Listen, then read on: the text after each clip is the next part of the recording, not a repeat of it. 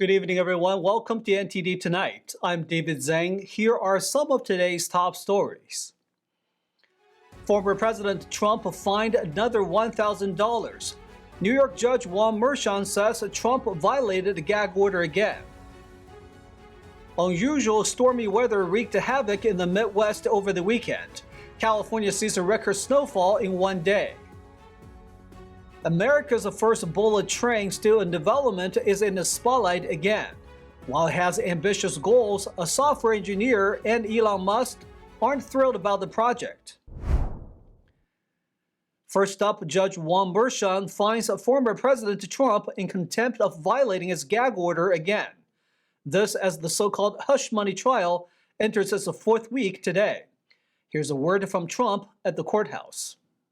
He's taken away my constitutional right to speak. I was in Miami this weekend, and reporters are asking me questions, the same questions like you're asking me, and I have to say I have a gag order, I can't speak about it. Never happened before, ever. Number one. Number two, it's a fake trial. They have no case, and it's been absolutely proven now. They have no case whatsoever. This is Alvin Bragg doing it for political reasons for Biden. This is a Biden trial. The judge began the court session today by saying he found Trump violated his gag order a 10th time and fined him $1,000. This was one out of a total of 4 counts of violations that the prosecutors alleged. It refers to comments Trump made about the jury during the trial. Judge Merchan said the $1,000 fines do not appear to serve as a deterrent. He said going forward, the court will consider a jail sanction. Last week, the judge fined Trump $9,000 for 9 counts of violations. When his testimony resumed with Jeffrey McConney on the stand, he was the controller of the Trump Organization and worked under former Chief Financial Officer Allen Weisselberg.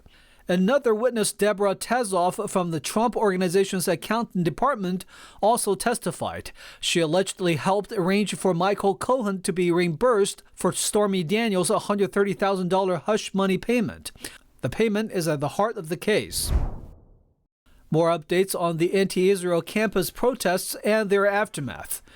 Police continue clearing out encampments as more colleges reconsider their commencements.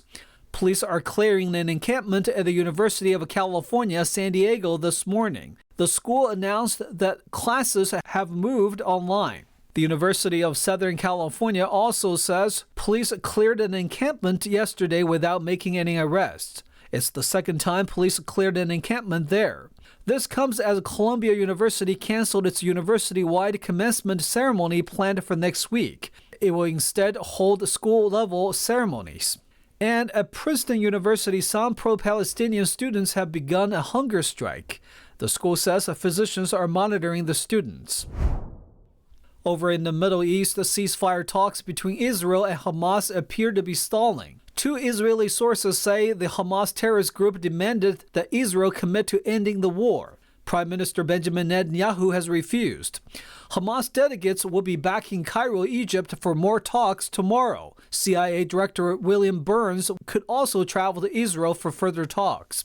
Meanwhile, the Israeli military began dropping leaflets and making phone calls in eastern Rafah, asking 100,000 people to evacuate in preparation for a likely offensive operation. The military included a map of designated humanitarian areas, including around Han Yunis.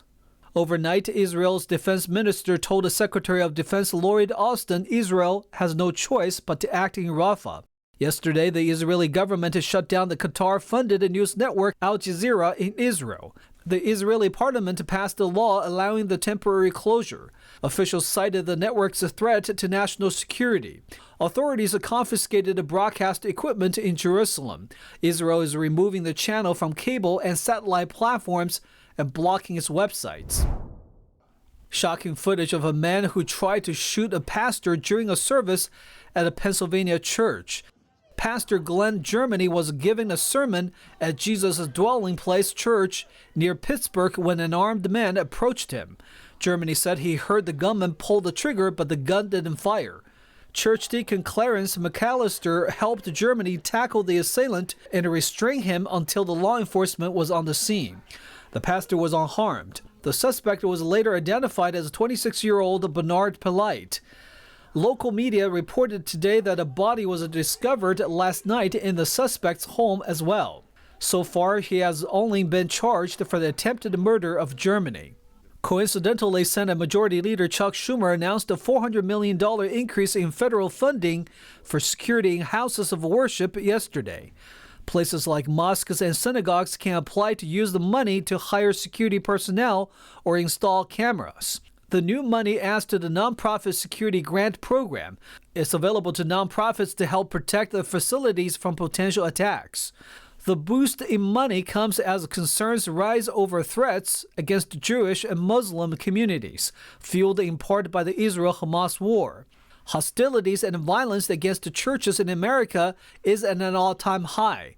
According to a recent Family Research Council report, they documented more than 430 incidents in 2023, more than double the number in 2022. That's an 800% increase in incidents since 2018 and an average of 39 attacks every month. The unusual stormy weather over the weekend wreaked havoc in the Midwest. Millions of people are bracing for severe weather this week, as some are still recovering from disastrous weather the week before. Millions of people in the central U.S. are bracing for powerful storms Monday, including long-track tornadoes, hurricane-force winds, and baseball-sized hail. According to the National Weather Service's Storm Prediction Center, much of Oklahoma and parts of Kansas are at the greatest risk of bad weather.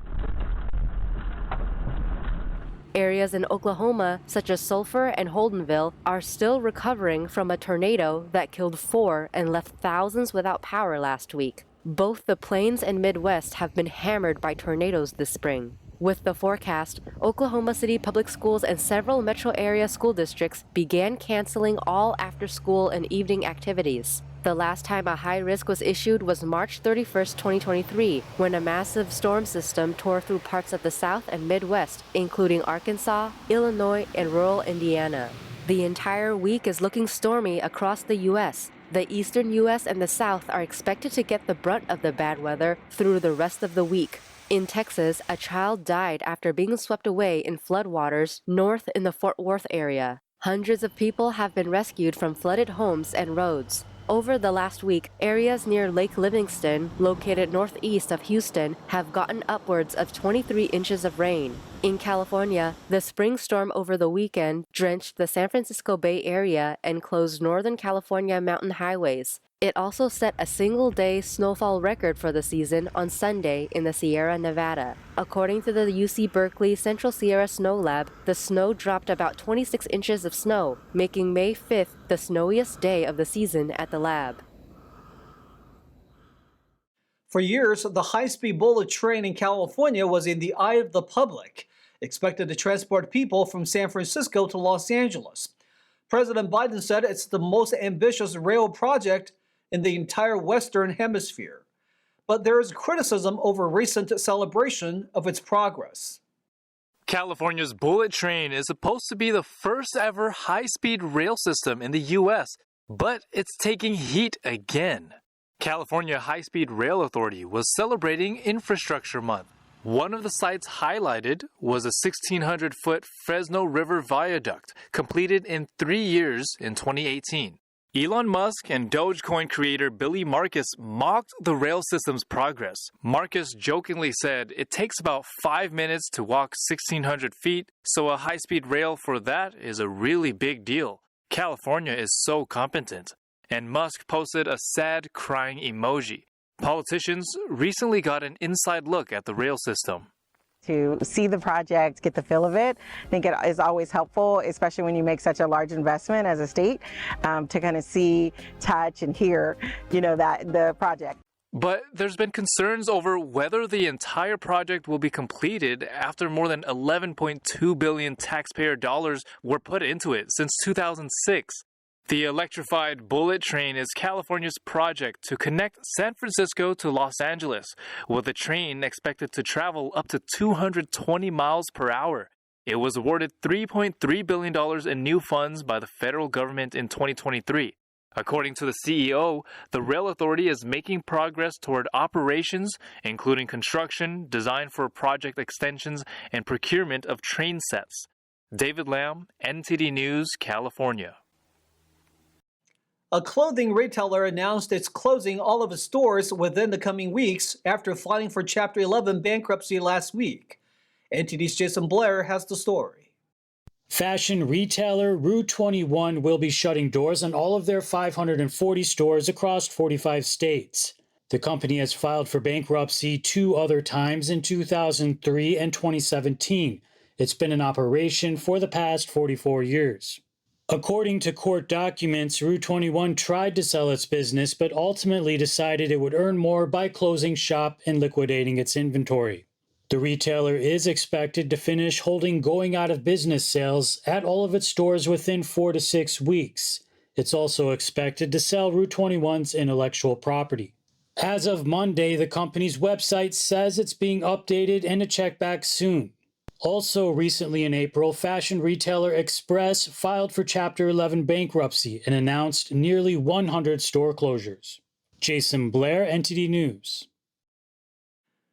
Well, take a short break now, everybody, but here's a look at what we have for you when we come back. Russia expands a suppression campaign against the mind-body meditation practice Falun Gong. Authorities raid the homes of multiple practitioners in Moscow and throws one in jail as Russia deepens ties with the Chinese regime. A win and a loss in the world of sports. More on the F1 Miami Grand Prix winner. And a former basketball star passes away at age 33. French bakers reclaim the title for world's longest baguette.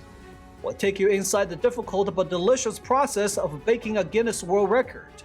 Those stories and more coming up on NTD Tonight.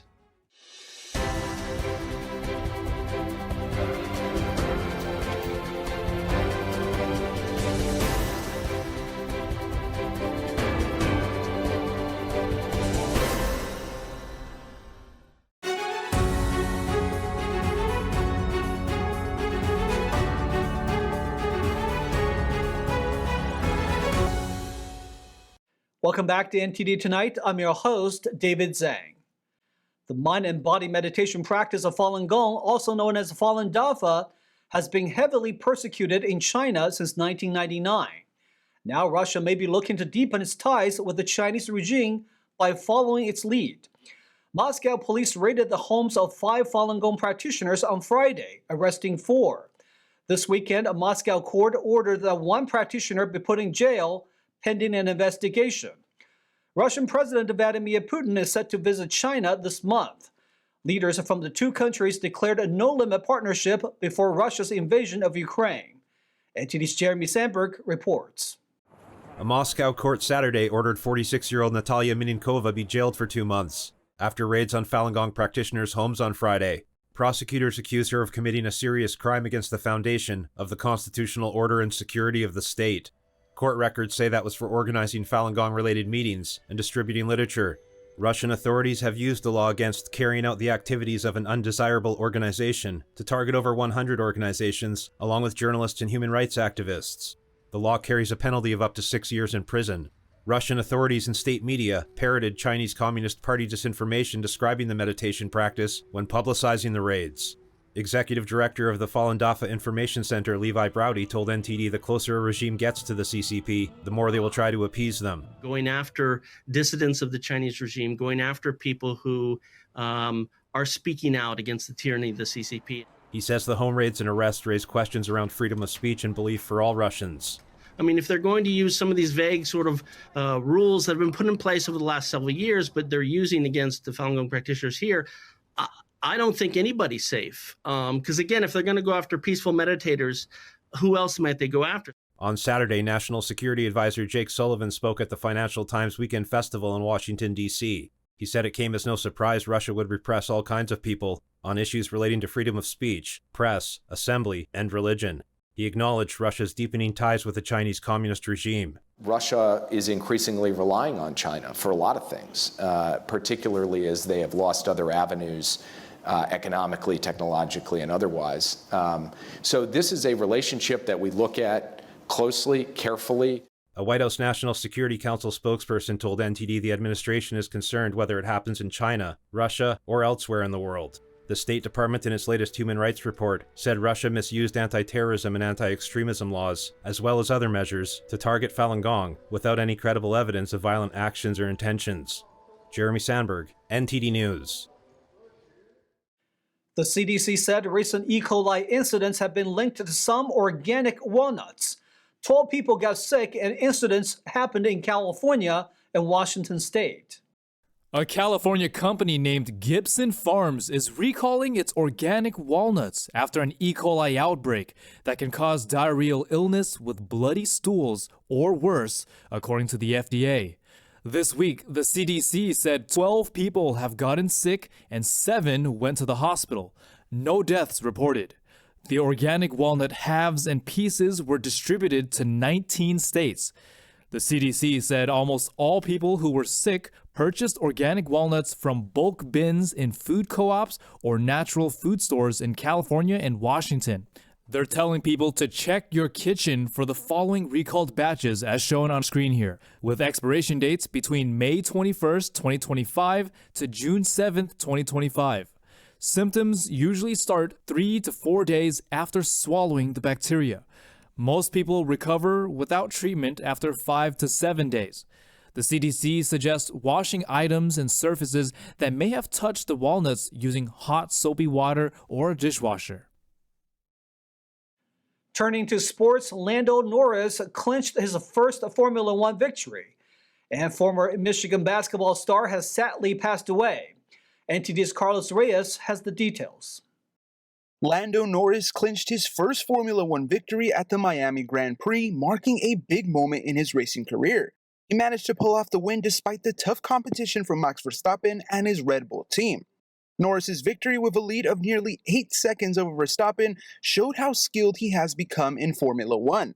It was a long-awaited win coming after just 110 F1 racing events. The race had its twists and turns, with Norris benefiting from a crash between Kevin Magnussen and Logan Sargent, which led to the safety car being deployed. This played into Norris's hands as he managed his tires well and took advantage of the situation. McLaren's decision to keep Norris out on the track longer before his first pit stop turned out to be a smart move. It showed that the team's strategy was on point and Norris's driving skills shone through as he surged to the front of the pack. Verstappen, despite starting from pole position, faced challenges with his car setup throughout the weekend. He even had a mishap when he hit a chicane cone during the race, causing some damage to his car. As Norris celebrates his win, his teammate Oscar Piastri is set to get the same upgrades for the next race. McLaren's resurgence looks set to continue, promising an exciting battle in the races to come. In a heartbreaking turn of events, former Michigan basketball star and Los Angeles Lakers draft pick Darius Morris has passed away at the age of 33. The devastating news was announced by his family this past Saturday. Hailing from the vibrant city of Los Angeles, Morris had basketball coursing through his veins from a young age. His talent shone bright when he was drafted by the Lakers in the second round of the 2011 NBA draft. It was a dream come true for the local boy turned professional athlete. Throughout his NBA journey, Morris showcased his skills in 132 games, making his mark with an average of 3.3 points per game.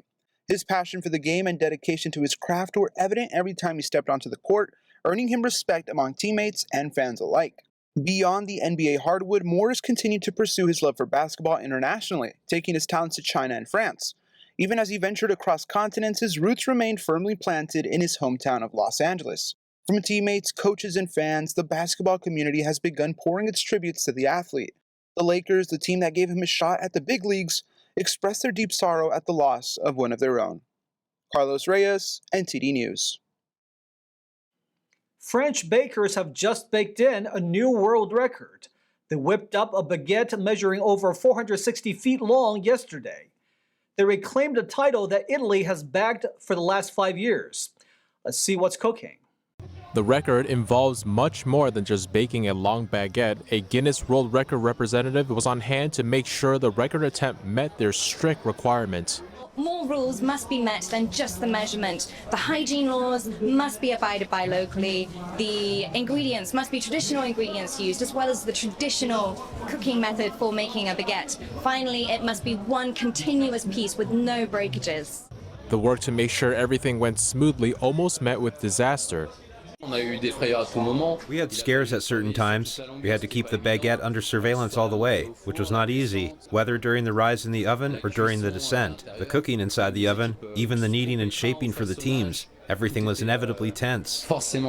Finally, after hours of painstaking work, they received the good news. I would like to congratulate you on setting this Guinness World Records title for the longest baguette at 140 meters, 140.534 meters. This was a labor of love for the French bakers. After all, baguettes are the iconic bread of France. We're in France. We're the ones organizing it. We have the Baguette UNESCO World Heritage credentials. So there you go. It's a pride to have achieved it, and to have achieved it at home. Part of the baguette was cut and shared with the public. The rest was to be given to the homeless. Stay tuned for China in Focus with Tiffany Meyer coming up next. A blacklisted Chinese tech giant has been secretly funding research at top U.S. universities, including Harvard. That's without the institutes even realizing it. A look at how a report says Huawei got through the cracks. More details coming tonight at 9:30 p.m. Eastern. And that's all we've got for you tonight. We'd like you to join us again on NTD Tonight every weekday at 9 p.m. I'm David Zhang. Have a wonderful evening.